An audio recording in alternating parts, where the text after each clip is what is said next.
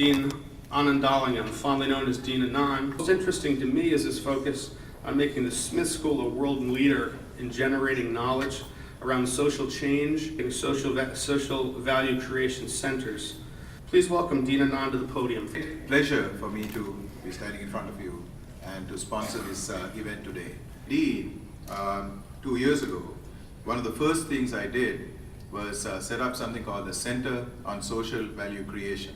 We believe that business schools and in particular students who get business degrees can do a lot of good in this world. Students today are completely motivated to do good in the world. In fact, so much so that we have graduating MBA students who I would very much like for them to get jobs, but they are frequently asking questions about, what is the motivation of this company? How do they contribute to society? What do they do for the community? They want to know about the value system of the company before they join them. So I really am very confident and optimistic that the young people of today have the right values. And what we try to do in the business school, and hopefully in many universities around this country and the world, is to marshal those set of values and social consciousness to get them to the right places so that the future is going to look even better than today. Happy that we can partner in this talk in a small way, contribute to all the good things that have come out of the works of Muhammad Yunus. Encouraging the children to go to school as a part of 16 decisions, and we achieved that goal, having all the children in school. And then we see gradually, year after year, they're coming to the higher education. When they came to the higher education level, they were very qualified, able to do that, but the financing was not available because parents cannot support up to that level. So we immediately introduced education loan. Again, my reaction to address this issue in a commercial way, but commercial in a quote-unquote commercial way, because that's the whole issue that I'm raising here. Because with the moment we say commercial, it looks like somebody's making money out of it. That's not what we did. In a business way, we did that. And as a result, now thousands and thousands of students are in higher education, in medical schools, engineering schools, universities, and many have done their PhDs. Many are working in universities and practicing medicines in all over Bangladesh. And each year, batches and batches coming out as highly educated people, while their parents are still illiterate the way they were never had this opportunity. So each time I see a problem, I create this kind of thing, and I became fascinated with the information technology. In the 80s, this was something coming up, and I thought, my God, this is the way. This is the way to get the people out of poverty. Because if people have the control over the technology, they will change their life, because they have the creativity, they have the energy, simply connecting them with the rest of the world.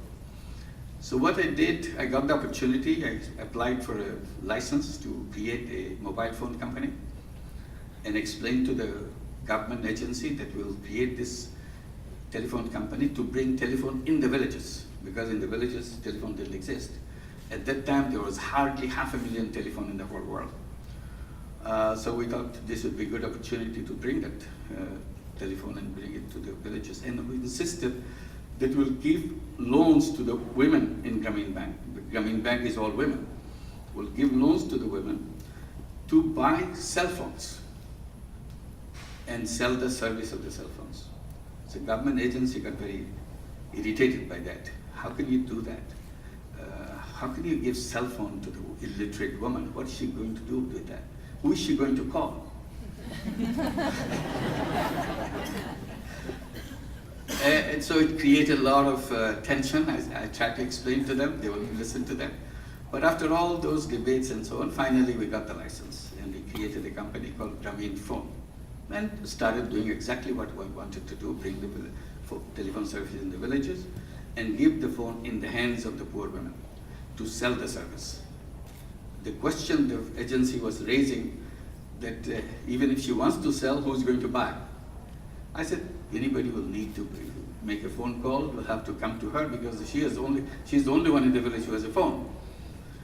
So there's no other way. They didn't believe that a woman can do that. She has not seen a telephone in her life, etc., etc. I said, I'll take a chance. it became a roaring business. And the telephone ladies, we call them telephone ladies, they became very successful in selling the service, and it became an instant source of money and very quick way to get out of poverty. In the process, telephones started coming to the village, because at that time, globally, people never thought that telephones would be needed in the villages. So always thought about it, something commercial, something business world would be using it, business executives will be using it. So I kind of reversed the whole idea. I said, no, it's the poorest women will be using this and make money out of that. So I had several ideas that one, if you can make money out of this and you control a new technology, for the first time you are having introduced to an absolutely state-of-the-art technology of the world, which is just emerging. And it will change her life, it will change the life of the village. Today, after now, this is 2000, we launched the program in 1997, this is hardly 13 years now. We have over 55 million subscribers of telephones in the whole country. In the process, Grameenphone became the largest company in the country. It's not just largest telephone company, it's the largest company in the country.